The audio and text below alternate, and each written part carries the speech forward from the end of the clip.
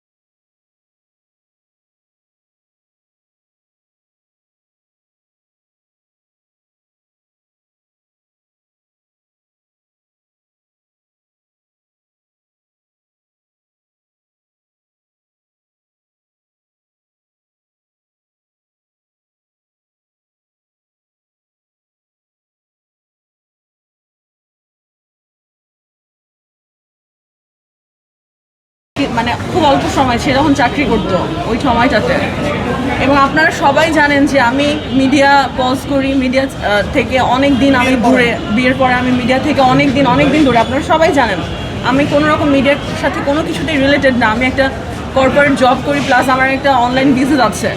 তো সব কিছু মিলাই আসলে আমি মিডিয়া থেকে ডিটাচ ছিলাম একটা সংসার করার জন্য।